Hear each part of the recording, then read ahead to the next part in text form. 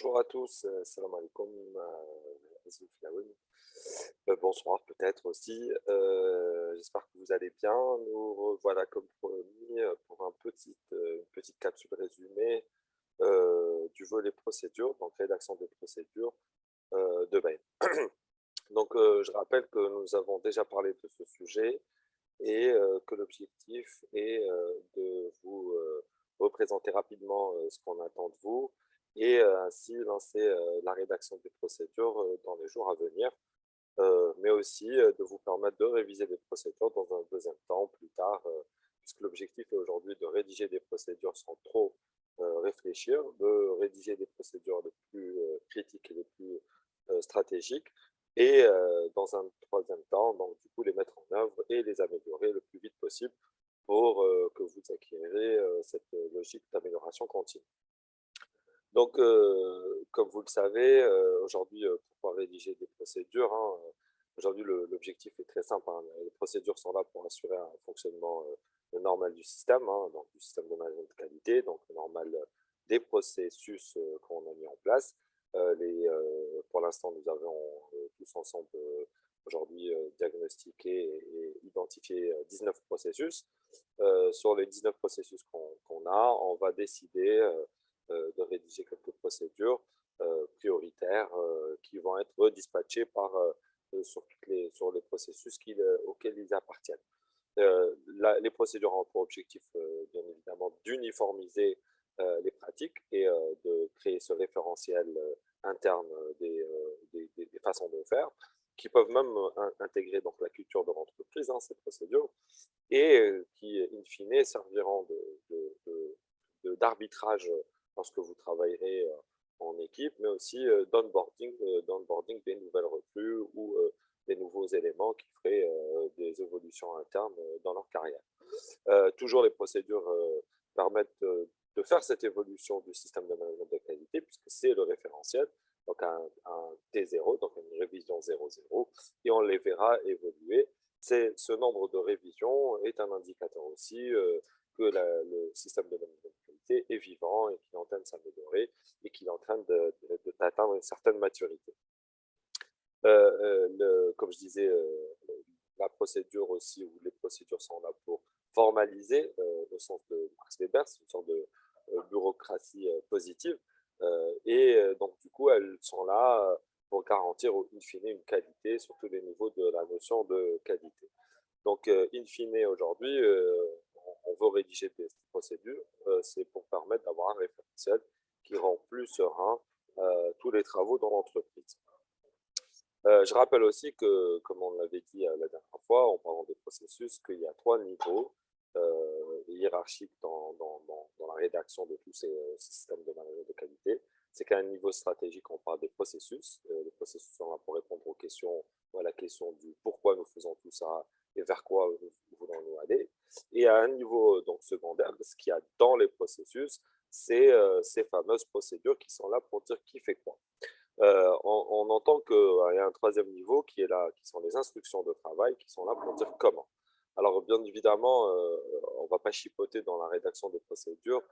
Si on intègre un petit peu de comment dans les procédures, ce n'est pas très grave, mais ça doit être vraiment très infinitésimal, et pour ne pas alourdir les procédures, et essayer autant que possible de limiter à qui fait quoi, et éviter de parler du comment dans le détail. Et à chaque fois qu'on voudra parler du comment, on se référera à une annexe qui est une instruction. Je rappelle aussi que les processus qui seront faits de procédures, aujourd'hui la norme ISO 9001 2015 ne nous oblige pas d'avoir des procédures pour tous les processus, mais au moins des fiches d'identification des processus, pardon. Et à cet effet, donc aujourd'hui, le listing des procédures peut se faire aujourd'hui d'une façon détachée des processus, dans un premier temps pour vous, que nous repartirons.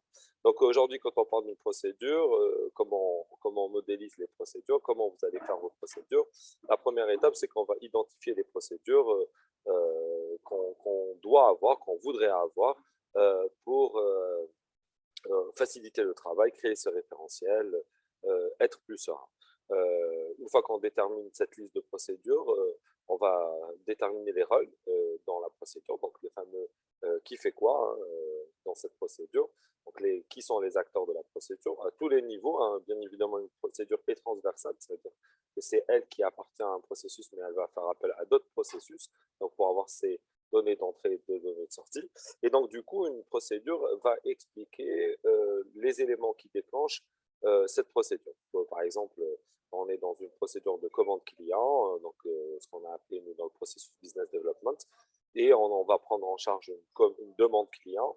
Donc cette procédure qui va nous expliquer comment et qui fait quoi dans la prise en charge de cette demande client, ben, en fait, elle va être déclenchée à un moment donné où on va avoir un email client, où on va détecter un appel d'offres, donc il y a un déclencheur.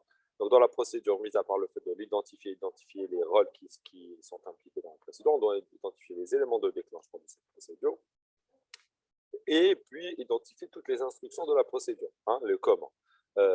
Une fois qu'on arrive à faire tout ça, on va définir les éléments de fin, donc qu'est-ce qui sort de cette procédure, avec tous les documents et les moyens qui sont mis à disposition de la procédure pour que ça fonctionne.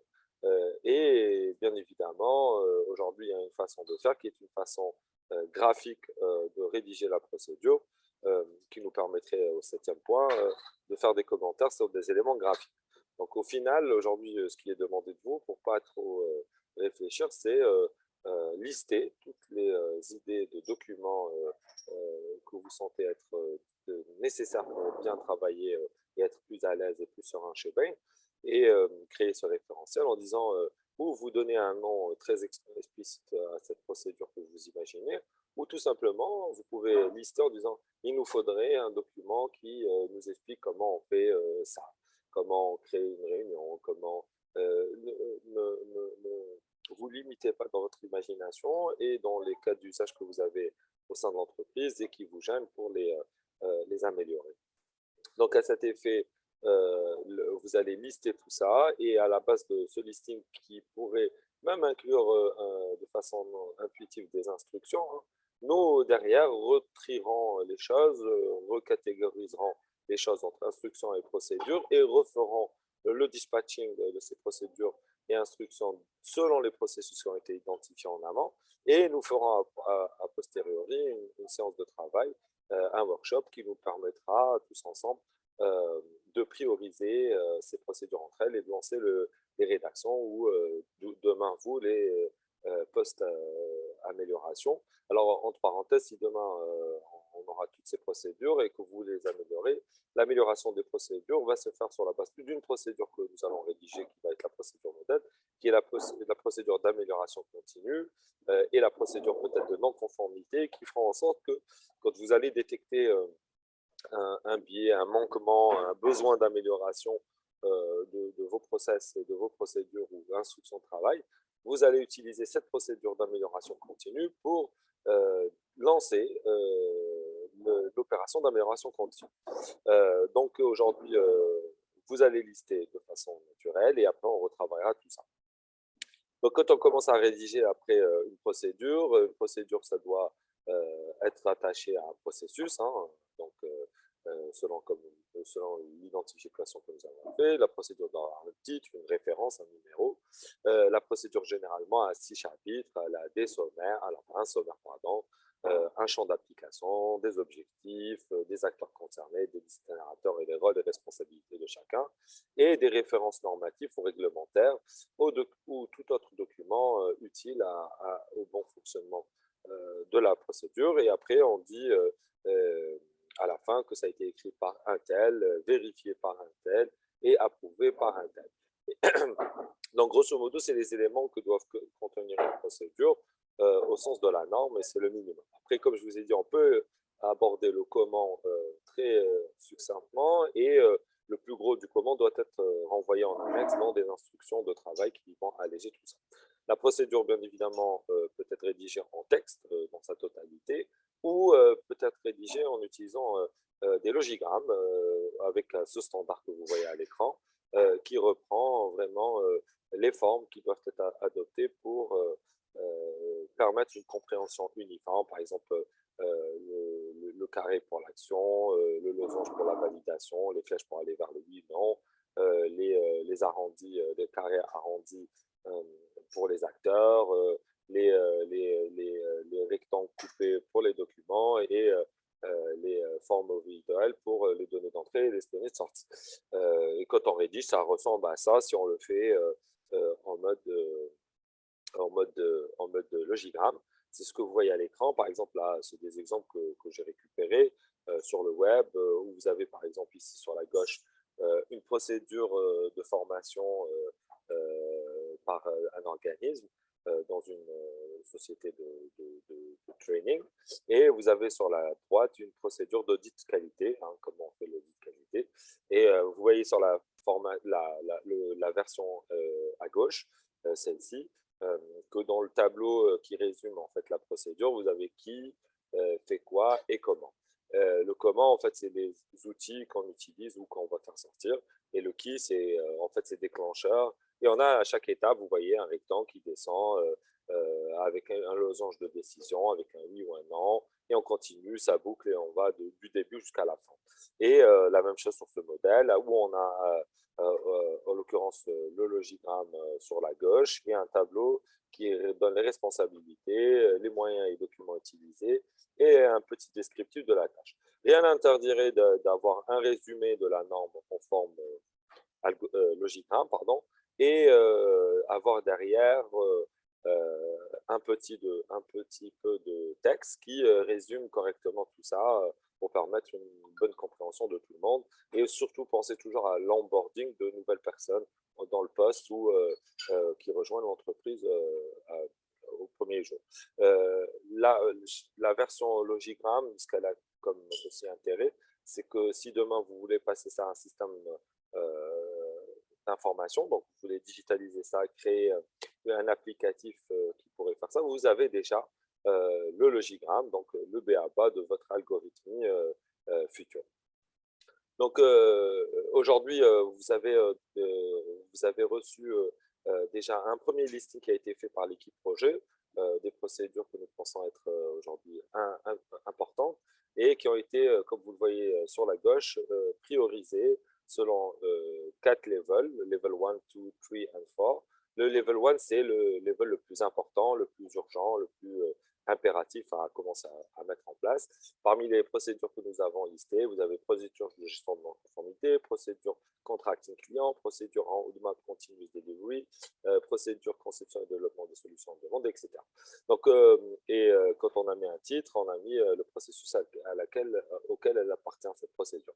Donc, vous voyez aussi un code. Le code a une façon de faire, mais aujourd'hui, ne vous inquiétez pas, il n'est pas demandé de vous de faire ça, mais simplement de mettre à jour le fichier Drive Excel qui vous a été envoyé et lister chacun dans sa feuille où il a son nom, donc le fichier qui ressemble à ceci que vous avez reçu. Donc vous avez le grand listing des priorisations, voilà, vous avez tous les documents ici, y compris en la première feuille, les fiches de processus, vous avez la priorisation de la rédaction des procédures qui est là, pour vous donner des exemples, et on a listé tous les acteurs ici qui pourraient, donc chacun dans son tableau, ajouter un nom ou un objectif d'un document, comme je disais, procédure, sécurité et confidentialité d'information, c'est un exemple, où vous direz, il nous faudrait un document qui nous explique comment aujourd'hui gérer la confidentialité de l'information chez nous. Et après, nous, derrière, on mettra les bons termes. Donc, je vous invite de le faire chacun dans sa feuille sans pour autant regarder ce que les autres ont fait. Même si vous vous répétez, ce n'est pas très grave. Nous, on fera le travail d'analyse derrière. Et l'idée aujourd'hui, c'est de le terminer le plus vite possible pour nous permettre d'aller vers l'avant. Et dans le futur, vous pourrez adopter la même méthodologie pour le faire avec vos équipes. Je rappelle aussi que méthodologiquement parlant, aujourd'hui, comme c'est les premières procédures qui sont rédigées, j'invite donc les managers à le faire en mode très restreint. Mais une fois qu'ils commencent à rédiger plus tard les procédures ou à diagnostiquer des procédures, faites intervenir votre équipe dans un mini brainstorming en leur exposant ce que vous avez mis en avant dans la procédure ou les procédures que vous pensez être nécessaires. Et derrière, les faire participer pour savoir si on n'a rien oublié ou s'il y a d'autres documents qu'il faudrait créer. Bon, pour l'instant, Je pense que, et je te conseille que tout le monde se mette à rédiger c'est-à-dire au niveau opérationnel, parce qu'on perd beaucoup de temps et ça va nous donner beaucoup de travail. Et qu'aujourd'hui, en fait, la priorité, elle tourne autour de 5-6 procédures qu'on devra livrer le plus vite possible et mettre en place et commencer à y travailler.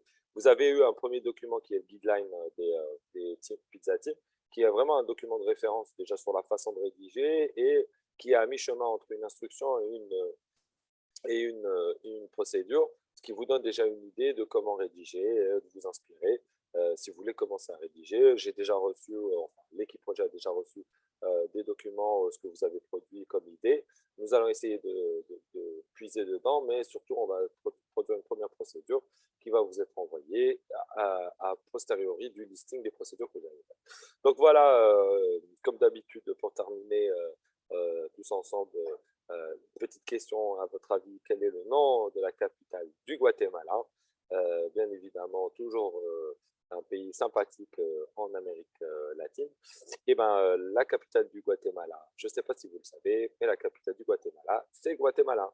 Donc voilà, j'espère que c'était clair et que vous pourrez derrière avancer plus sereinement et donc du coup faire le job le plus vite possible pour avancer et surtout le mettre en œuvre et être tous heureux du résultat du travail qui est en train d'être fait. Donc, j'espère que vous allez tous en bonne santé, que vous faites attention et qu'on se verra très bientôt et que vous avancerez le plus vite possible. Bonne journée, bonne soirée et à très bientôt.